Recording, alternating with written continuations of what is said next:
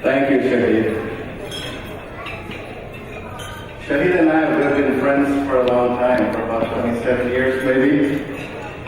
We first, about 25, 26 years ago, we started working in Egypt, and we were living in Cairo. I have to tell you something about him.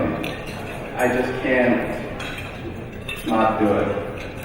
He exaggerates. He exaggerates a lot about his friends and never speaks about himself. Shahid is a distinguished alumni of the University of Texas. It's something incredible. There's no other Bengali in that position. He gave a commencement speech for the engineering school a couple of years ago, and I was fortunate enough to be there.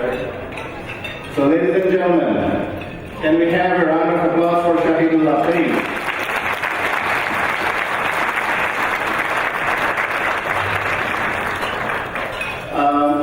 Last night, I was thinking, what am I going to talk about tonight? So I said, whatever I have to say, it shouldn't come from here. It needs to come from here. I'm going to speak from here. So with that,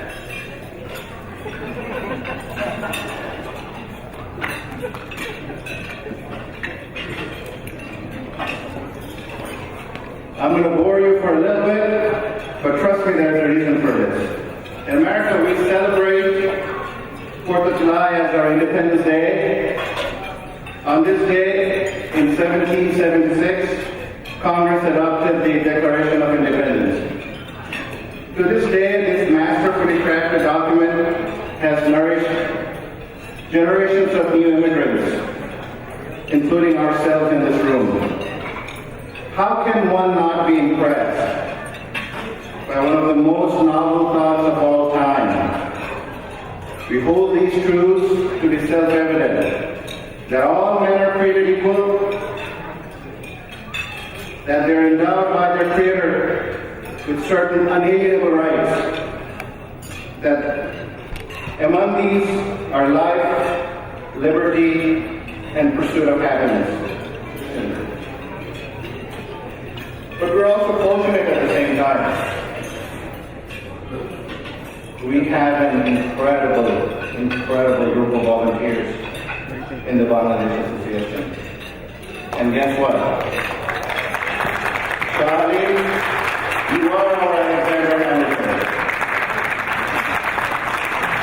I do not know how it could be possible for someone to be any more dedicated to the cause of public service than Shah, Haleem, and the Association Board.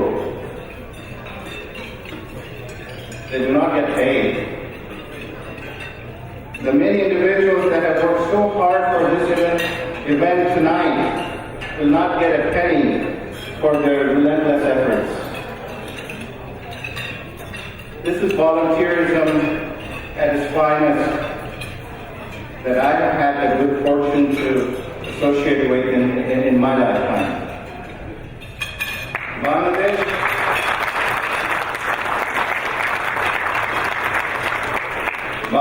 Association bought the land to build this center in 2001. 2001. The core group of volunteers are still at it. I don't know, I really don't know if America would have survived if the ratification of the Constitution took this long. It was not very clear at that time, by the way. So these women and men are still in strong spirits. They hold their heads high and plow on day in and day out, chipping away to achieving their goal. So why take on such an arduous challenge? If it's so difficult, why do it? It's because who we are. Because we believe we can do it. Because we see that generations from now, the current building may be gone, the facilities replaced, but there will be Bangladeshi Americans in this great city of Houston. They'll be more prosperous than we are today. They will do better. They will build a better center, but they will know where it all began.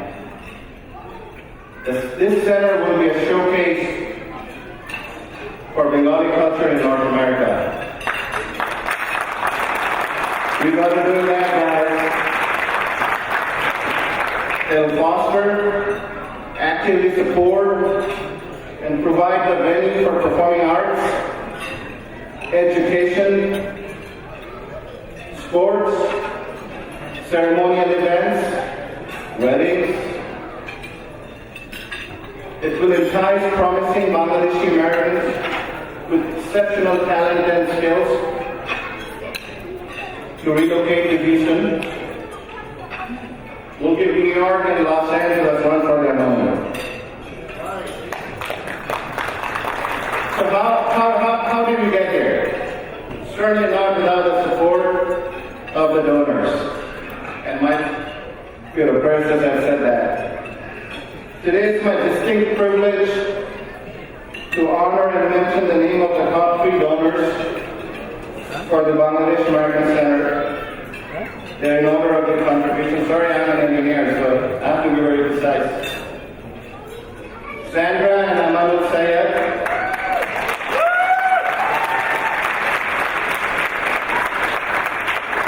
And my dear friend, Sharon and Shahidullah. And my good friend, Nazma and Giyas Khan. But, in addition, there are 50 key donors, or more than 50 actually, who've contributed more than $10,000 each. These families have come through over the years at very critical phases. They have stuck with this project through thick and thin. I take my hat off to Sandra, Sharon, and Asma for making sure that your husbands came through when you authorized and instructed them to support the Bangladesh American Center effort.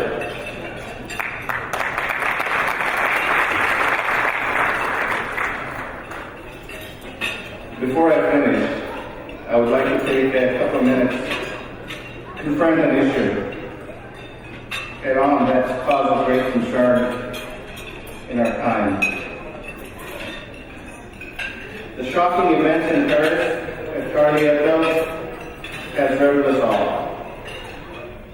We grieve for the families of the innocent civilian victims that gave their lives to protect freedom of speech. I was overwhelmed with admiration and respect for the French because of the way they responded, what they did after with the march in Paris. More than 1 million people came out in the streets fully knowing that it would be impossible to protect everyone in this wave of humanity. Yet they were unafraid. They showed unquestioned maturity, dignity, and civilized behavior in their response. I wish America was better represented in this event. I personally do not approve of the brand of journalism that Charlie Hebdo practices. I don't care for it. But I also do not believe that they need my approval to express their viewpoints. As first-generation Americans, we have to be acutely aware why we came to this country in the first place.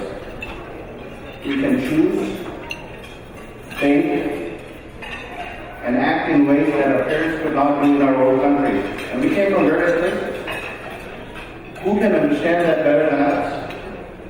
I urge my fellow Americans in this room to hold your faith in the value of human dignity. Speak up against these dastardly criminals who malign us. We don't know these people. We don't have them amongst us. They cannot speak for us. They're mass murderers and must be judged accordingly. One might suggest that we're really busy people and don't watch TV news much. In our daily hectic life, what can a single person do in Houston when bad things happen in other places in the world? The truth is, I don't know the answer to that myself. But it comes in any given day. But I denounce these acts every chance I get. My friends know exactly where I stand. They also know that as a practicing Muslim, I'm as far from these cowards as they themselves, my friends, they are. As an individual, that's the least I can do.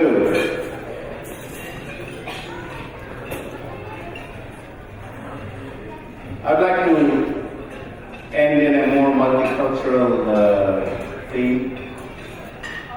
Does anyone here watch Joel Osteen? No? Okay. I have at the risk of being repetitive, let me tell you one of his jokes.